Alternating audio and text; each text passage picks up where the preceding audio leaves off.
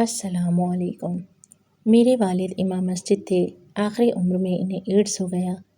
یہ خبر پھیلتے ہی سب ابو پر تھو تھو کرنے لگے کہ ضرور کوئی گناہ کیا ہوگا۔ ہم سب انہیں چھوڑ کر نانا کے گھر آ گئے۔ 1 مہینے میں ابو تڑپ تڑپ کر اس دنیا سے چلے گئے تو انہیں دفنانے کوئی نہ آیا۔ میں خود ہی ان کی قبر کھودنے قبرستان چل پڑا۔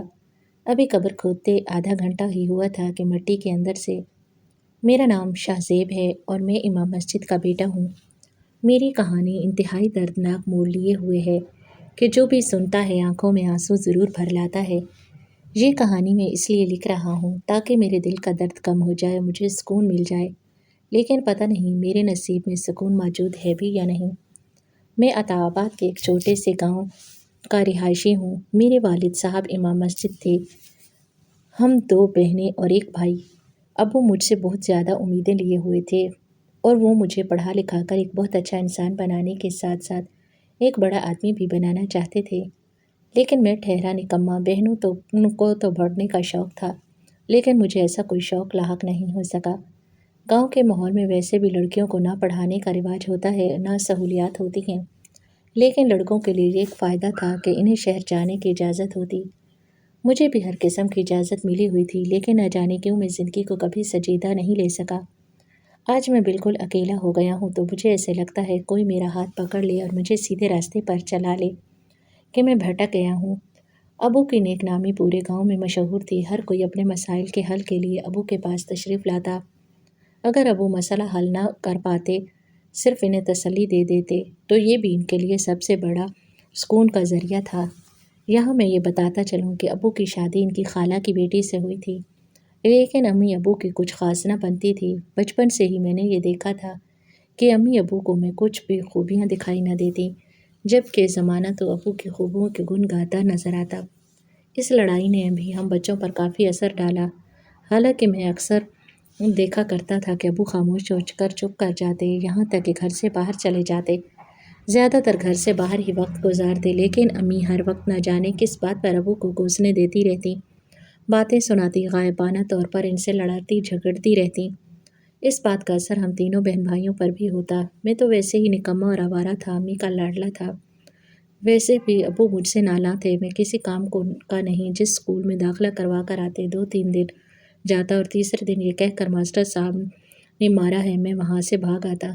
مدرسے کا بھی یہی حال تھا۔ ابو مسجد کے امام تھے، لیکن مجال ہے جو کبھی قرآن ان سے پڑھنے کی کوشش کی ہو، وہ لاکھ چاہتے کہ میں قرآن ہی ان سے ڈھنگ کا سیکھ لوں، لیکن میں نے شاید قسم کھا لی تھی کہ میں اپنے والد صاحب کو اسی طرح تنگ کرتا رہوں گا۔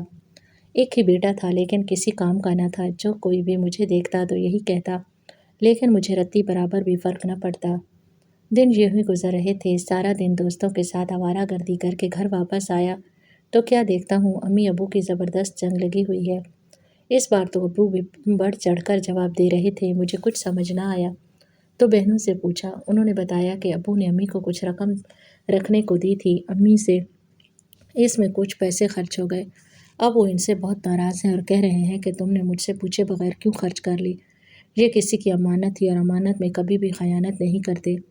ادھر امی بضد تھی کہ تم امام مسجد ہو، اتنا تمہیں خیال نہیں کہ تمہارے گھر کا خرچہ کس طرح چل رہا ہے، کبھی اپنے گھر کی بھی خبر لے لیا کرو، سب کی امانتوں کو لوٹانے میں ہی اپنا سارا وقت گزار دیتے ہو، نہ جانے اتنا پیسہ کہاں سے آتا ہے۔ امی کی اس بات نے ابو کو بے حد غصہ دلایا اور آج پہلی بار میں نے ابو کو بھی امی کو دو بدو جواب دیتے ہوئے سنا تھا۔ لڑائی اتنی بڑھی کہ بہنیں رونے لگیں اور ابو کے پاؤں پڑنے لگیں کہ امی کو معاف کر دیں اور تھوڑی دیر کے لیے ہی صحیح گھر سے چلے جائیں۔ اس وقت ابو کے منہ سے جو الفاظ نکلے تھے وہ مجھے آج بھی یاد ہے کہ یا اللہ مجھ پر رحم فرما، نہ میری زوجہ میری ہے اور نہ میری اولاد میری ہے، میں بالکل اکیلا ہوں، تو ہی میرے حال پر رحم فرما۔ یہ کہتے ہوئے وہ آنکھوں میں آنسو بھر کر باہر نکل آئے۔ امی ساری رات اس بات کو لے کر روتی اور چلاتی رہی تھیں، ساتھ ساتھ ابو کو غائبانہ طور پر باتیں بھی سنا رہی تھیں۔ اس دن ابو گھر پر نہیں آئے تھے، پورے 3 دن بعد وہ گھر پر تشریف لائے، لیکن ہم میں سے کسی سے بات نہ کی۔ ضرورت کے تحت بات کرتے، دوبارہ مسجد میں تشریف لے جاتے، 5 نمازوں کے دوران وہیں رہتے اور رات کو گھر آ کر کھانا کھا کر سو جاتے۔ اب ابو کا یہی معمول بن گیا تھا۔ اس دوران انہوں نے مجھے ایک اور مدرسے میں داخل کروانا چاہا، لیکن میں نے بھی اپنی ازلی ہٹ دھرمی جاری رکھی اور ابو کے خوابوں کو مٹی میں ملانے میں کوئی کسر نہ چھوڑی۔ اس دن انہوں نے مجھے دیکھا تھا اور کہا تھا کہ شاہ زیب تو میری واحد نارینہ اولاد ہو، چاہتا ہوں کہ آخری وقت میں میرا بازو بنو، لیکن نہ جانے کبھی کبھی سوچتا ہوں کہ ایسی کیا غلطی ہو گئی ہے، تم کوئی بات مان کر نہیں دیتے، اپنے باپ کا بھرم رکھ لو، اسے ٹوٹنے سے بچا لو۔ اس وقت مجھے ان باتوں کی سمجھ نہیں آتی تھی کہ آج جب ان باتوں کو سوچتا ہوں تو آنسو خود بخود آنکھوں سے رواں ہونے لگتے ہیں کہ اے کاش میں ان کی بات مان لیتا تو آج یہ سب نہ ہوتا۔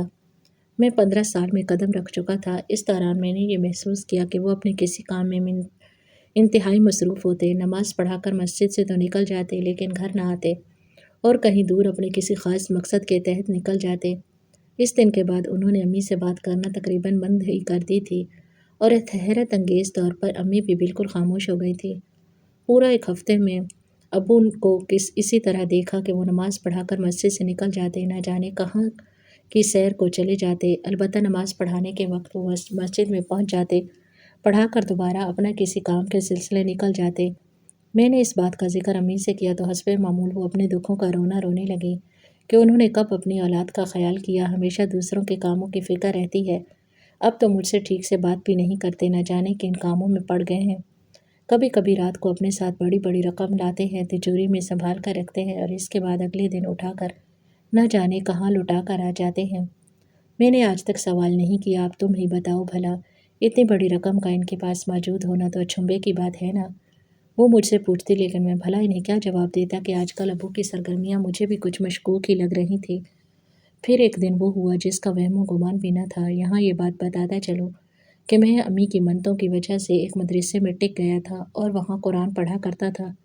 مجھے اچھی طرح یاد ہے کہ اس وقت میں ظہر کی نماز کے لیے وضو کر رہا تھا کہ میرے برابر میں بیٹھے 2 لڑکوں نے مجھے دیکھ کر ایک دوسرے کے کان میں سرگوشی کرنا شروع کر دی۔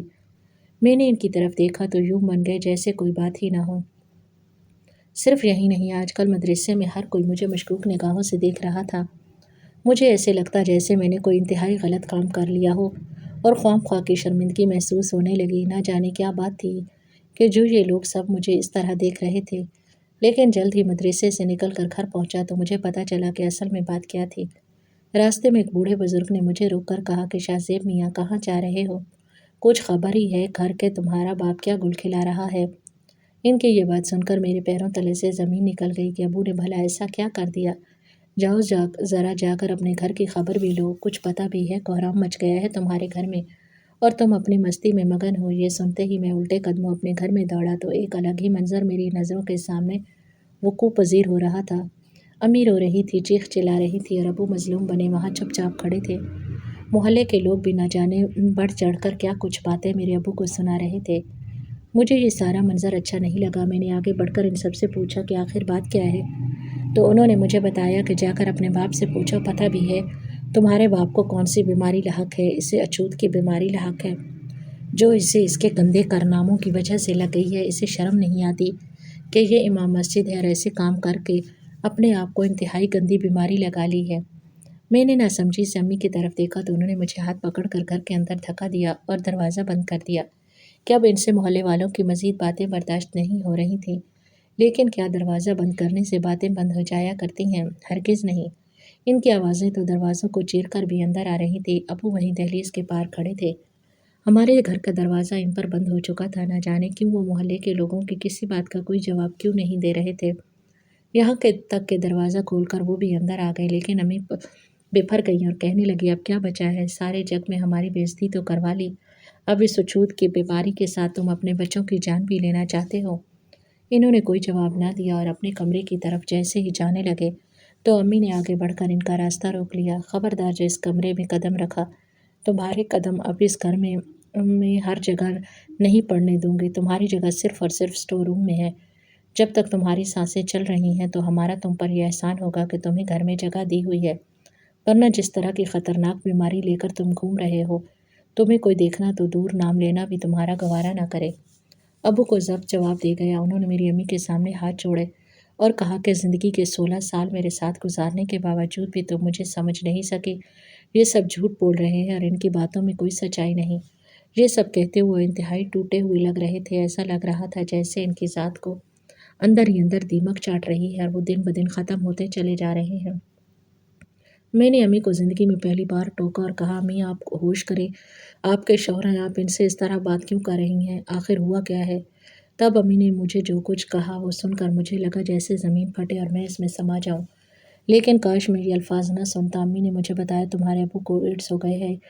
یہ ایسی بیماری ہے جو ایک سے زائد لوگوں سے روابط رکھنے سے پھیلتی ہے۔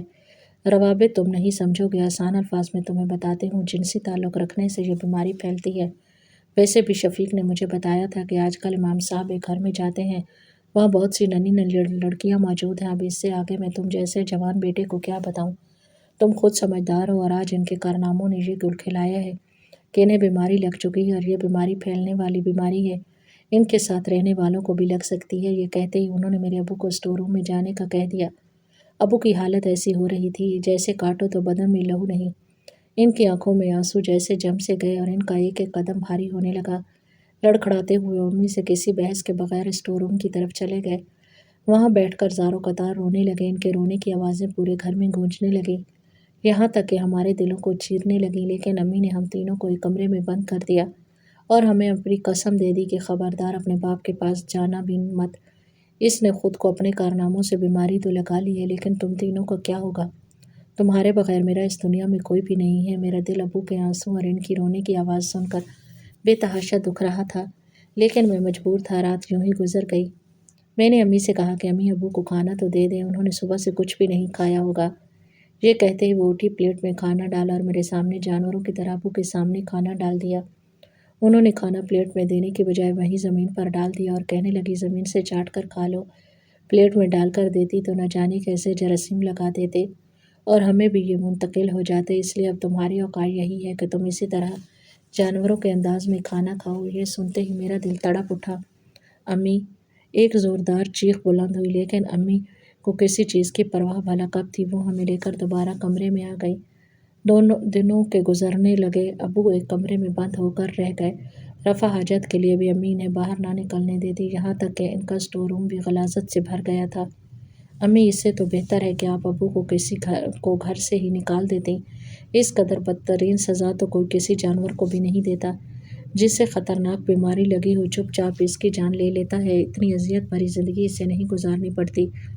یہ میرے الفاظ تھے جو میں نے اپنی والدہ سے کہے تھے۔ ابو کی حالت مجھ سے دیکھی نہ جاتی تھی۔ وہ انتہائی صاف ستھرا رہنے والی شخصیت کے مالک تھے، لیکن جب سے امی کو پتہ چلا تھا کہ انہیں ایڈز ہو گیا ہے، وہ تو کسی ظالم سماج کی طرح ان کے سامنے کھڑی ہو گئی اور وجہ جاننے کے بجائے ان پر ہر طرح کے الزامات عائد کر کے محلے والوں کو بھی ان کے خلاف کر دیا۔ یہاں تک کہ محلے والے بھی ان کا نام سننا تک گوارا نہیں کرتے تھے۔ اگر سن لیتے تو اپنی زبان کو پاک کرنے کے لیے پانی سے کلیہ کرنے لگ جاتے، اور ابو تو وہ زندہ لاش بن چکے تھے کہ امی نے انہیں مارنے میں کوئی کسر نہ چھوڑی۔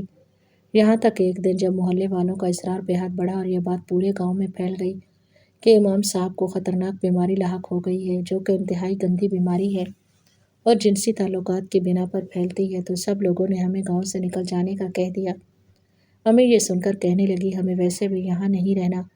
میں اپنے میکے اپنے بچوں کو لے کر جانے والی تھی۔ یہ کہتے ہی انہوں نے ہمارا سامان باندھا اور میرے لاکھ احتجاج کے باوجود بھی ہم سب بہنوں کو نانا کے گھر لے آئیں۔ اس روز نہ جانے کیوں میرے دل میں بہت درد اٹھا، لیکن میں چاہ کر بھی اسے کوئی زبان نہ دے سکا۔ میں اپنے والد صاحب کا بیٹا تھا، مجھے پتہ تھا کہ میں نے انہیں کبھی زندگی میں کوئی سکھ نہ دیا، لیکن ان کی یہ حالت دیکھ کر میں دکھ کی اتاہ گہرائیوں میں گر جاتا۔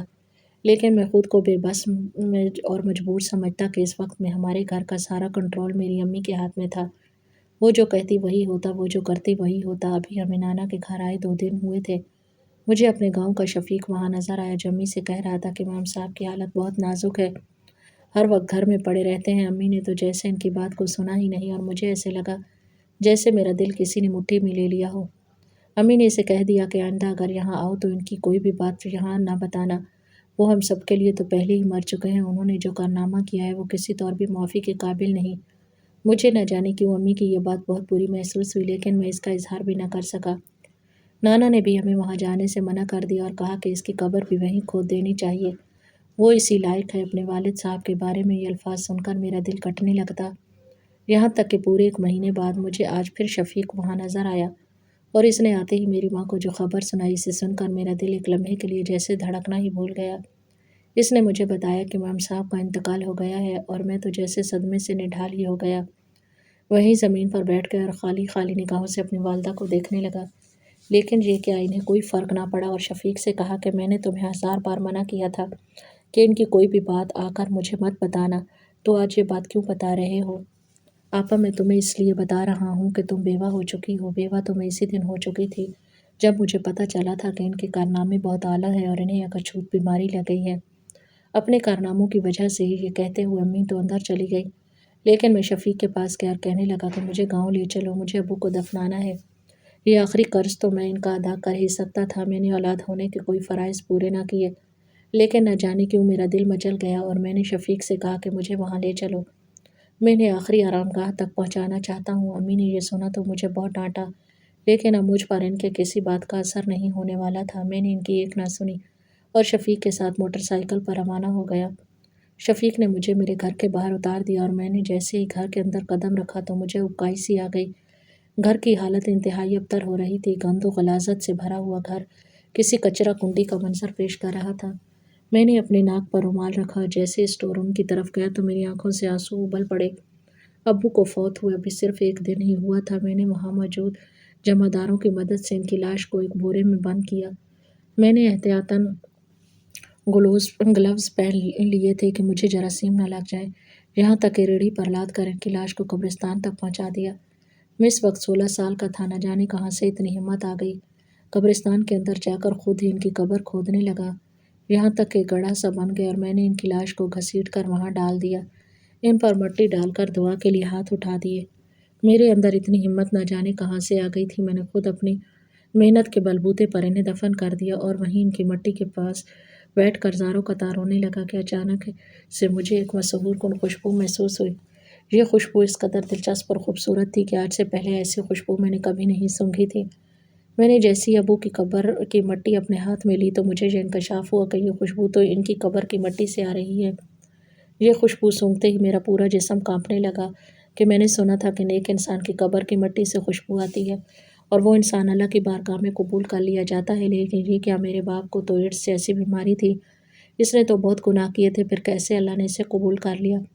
محلے کے لوگ، امی، گھر والے، رشتہ دار نہ جانے کیسی کیسی باتیں بنا چکے تھے کہ اس کی تو کبھی بخشش نہیں ہوگی، یہ امام مسجد ہو کر اس قدر برے کاموں میں ملوث ہے، ایڈز جیسی خطرناک بیماری خود کو لگا لی۔ لیکن یہاں تو مجھے معاملہ الٹ دکھائی دے رہا تھا۔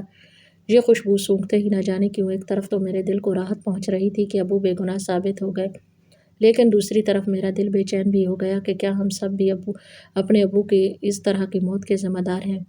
اسی بے چینی میں نہ جانے کیوں میرے قدم خود بخود گھر کی طرف بڑھنے لگے، جو غلاظت کا ڈھیر بن چکا تھا۔ میں نے جمعداروں کی مدد سے گھر کو صاف ستھرا کر دیا اور ابو کے کمرے میں آ کر بیٹھ گیا، جہاں وہ اپنا دن گزارا کرتے، تسبیح کرتے، عبادت کرتے، نفلی نمازیں پڑھا کرتے۔ نہ جانے کیوں ان پر یہ الزام عائد کیا گیا، کیا واقعی وہ ان تمام چیزوں میں ملوث تھے؟ ابھی میں انہی سوچوں میں گھرا ہوا تھا کہ مجھے ابو کی الماری میں سے ایک صندوق جھانکتا ہوا دکھائی دیا۔ الماری کھلی رہ گئی تھی اور اس پر مٹی کی ایک تہہ جم گئی تھی۔ میں بالکل مشینی انداز میں صندوق کے پاس آیا، اسے کھولا تو ان کی بہت سی نشانیاں اس میں موجود تھیں۔ ابو کی تسبیح، ان کی عطر، ان کی ٹوپی، میں ان کی ایک ایک چیز کو دیوانہ وار ہاتھ لگاتا جاتا، آنکھوں سے لگا کر چومتا جاتا، اپنے سینے سے لگاتا جاتا۔ کتنی دیر تک میں یہ عمل کرتا رہا کہ شاید مجھے سکون مل جائے کہ جب سے میں نے سنا تھا کہ میرے والد صاحب اس دنیا سے گزر گئے، میرے دل کو قرار مل نہیں رہا تھا۔ میں بے چین گھر میں تھا، یوں محسوس ہو رہا تھا جیسے میرے دل کو کوئی آری سے کاٹتا جا رہا ہے۔ میں تکلیف برداشت کرنے کے باوجود بھی اس شخص کو روک نہیں پا رہا ہوں۔ اسی دوران میرا ہاتھ صندوق کے نیچے چپکائے گئے کاغذ کے ساتھ لگا اور میں نے وہ کاغذ نکال کر کھینچ لیا۔ کھول کر دیکھا تو یہ خط نما شے تھی جو شاید ابو نے کسی کے نام لکھی تھی۔ اس میں لکھا تھا کہ میں حکومت پاکستان کو خط لکھنا چاہتا ہوں کہ جو یتیم خانہ میں عطا آباد میں کھول رہا ہوں، اسے کھولنے سے پہلے ہی مجھے مافیا دھمکیاں دے رہی ہے، کہہ رہی ہے کہ تم ہمارے ساتھ مل جاؤ، لڑکیاں سپلائی کرنے کا کام کرو، تمہیں بہت روپیہ پیسہ مل جائے گا اور بہت نام کماؤ گے، یہاں تک کہ زندگی میں کسی چیز کی کوئی کمی نہیں ہونے دیں گے۔ ان کاموں کے پیچھے امام صاحب کا ٹھپا لگا تو تم بچ بھی جاؤ گے، لیکن میں بطور انسانیت یہ ہرگز نہیں ہونے دے سکتا۔ میں نے گاؤں کے بہت سے لوگوں سے فنڈ لے کر ان بچیوں کی ضروریات کو پورا کیا، انہیں بالکل اپنے بچوں کی طرح پالا ہے، اب میں کیسے انہیں اس گھناؤنے دھندے میں ملوث کر دوں کہ وہ مجھے اپنے باپ نہ صرف کہتی ہیں بلکہ سمجھتی ہیں۔ چنانچہ میں چاہتا ہوں کہ میں اس مافیا کی شکایت حکومت سے کروں تاکہ یہ مجھے تنگ نہ کرے اور ایک نیک کام میں دیر نہ ہو پائے۔ یہاں میں آپ کو یہ بتاتا چلوں کہ اس یتیم خانے میں میری زیر کفالت 20 بچیاں ہیں۔ کھانے پینے سے لے کر پہننے اوڑھنے اور تعلیم تک کی ہر شے کی ذمہ داری میری ہے اور میں لوگوں سے فنڈ جمع کر کے ان کے اخراجات اٹھا رہا ہوں۔ اس لیے میں گزارش کرتا ہوں کہ حکومت پاکستان میری اس کوشش کو قبول کرے اور مافیا کے خلاف سخت ایکشن لے۔ بنام وزیر اعلیٰ، یہ خط پڑھ کر مجھے ایسا لگا جیسے میں کھولتے گرم پانی میں غوطہ لگا چکا ہوں اور میرے وجود کا ایک ایک حصہ جل کر بھسم ہو رہا ہے۔ یعنی یہ وہ مافیا ہی تھا جس نے ابو کے خلاف یہ افواہ اڑائی کہ انہیں ایڈز ہو گئی ہے۔ یہ وہاں چھوٹی چھوٹی بچیوں کے ساتھ اپنا سارا دن گزارتے، حالانکہ ابو کی نیت تو بالکل نیک تھی اور انہوں نے ایک یتیم خانہ کھولنے کا ارادہ کیا ہوا تھا۔ اسی وجہ سے وہ مصروف رہتے تھے اور ہم گھر والے بھی کیا سمجھتے تھے کہ نہ جانے وہ کون سے کاموں میں ملوث ہو گئے ہیں۔ یعنی ابو کے خلاف یہ سازش رچائی گئی تاکہ وہ بچیاں جو ان کی زیر کفالت تھی وہ آسانی سے اس گھناؤنے دھندے میں ملوث کی جا سکیں۔ یہ خط پڑھتے ہی مجھے ایسے لگا جیسے میں نے اپنی جنت اپنے ہاتھوں سے کھو دی اور اب میں ہمیشہ ہمیشہ کے لیے جہنم کی آگ میں جل کر خاک ہو جاؤں گا۔ یہ ہم سب نے کیا کر دیا تھا۔ امام مسجد جس نے اللہ کی رضا حاصل کرنے کے لیے نیک کام کرنے کی ابتدا کی، اسے اس دنیا کے شیطانوں نے ہمیشہ کے لیے راستے سے ہٹانے کے لیے یہ گندا کھیل رچایا، یہاں تک کہ ان کے اپنے گھر والوں نے ان پر یقین نہ کیا اور آج وہ منو مٹی تلے دب کر ہمیشہ ہمیشہ کے لیے اس دنیا سے رخصت ہو گئے ہیں۔ لیکن ان کی سچائی کی گواہی ان کی زمین کی مٹی دے رہی ہے جو اس قدر خوبصورت خوشبو سے معطر ہے، جو کسی شہید کی قبر سے بھی بڑھ کر ہے۔ میں فوراً دیوانہ وار گھر سے نکلا، ابو کی قبر پر پہنچا، وہاں کی مٹی سمیٹی اور نانا کے گھر آ گیا۔ وہاں امی کو ساری حقیقت بتائی اور یہ مٹی اٹھا کر ان کے سر میں خاک کی طرح ڈال دی کہ میرے والد صاحب کو دنیا میں سب سے زیادہ یقین آپ پر تھا اور آپ نے کیا کیا، آپ نے انہیں زمانے بھر میں رسوا کر دیا۔ وہ تو دنیا کی باتیں سن کر اس دنیا سے ہی رخصت ہو گئے اور اپنے ابدی مقام پر پہنچ گئے جو بہترین ہے، لیکن آپ کا کیا ہوگا اور ہم اولادوں کا کیا ہوگا جنہوں نے انہیں ہمیشہ ہمیشہ کے لیے گہری نیند سلا دیا، نہ ان پر یقین کیا بلکہ ایک گھناؤنی بیماری کا الزام بھی عائد کیا۔ یہ حقیقت پورے گاؤں میں پتہ چل گئی اور اب لوگ ان کے گاؤں کی مٹی اٹھا کر اپنے گھروں میں عقیدت کے طور پر رکھتے ہیں۔ لیکن کیا اس طرح کرنے سے وہ سارے گناہ معاف ہو جائیں گے جو انہوں نے ابو کے ساتھ ظلم و ستم کر کے کمائے تھے؟ اس میں ہم اولاد خود بھی شامل ہیں اور میری والدہ بھی شامل ہے۔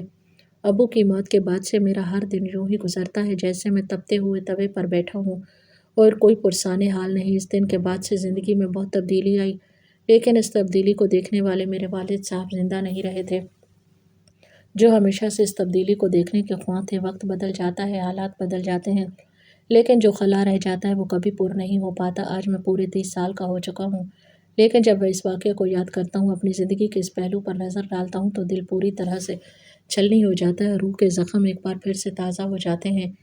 انہیں صبر والد صاحب کی قبر پر جا کر ہی نصیب ہوتا ہے۔ میری دعا ہے اللہ میرے والد صاحب کو کروٹ کروٹ جنت نصیب کرے اور ہمیں ہمارے گناہوں کی معافی مل جائے۔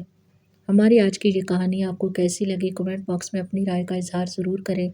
مزید اس طرح کے سبق آموز کہانیاں سننے کے لیے ہماری ویڈیو کو لائک کریں، شیئر کریں، چینل کو سبسکرائب کریں۔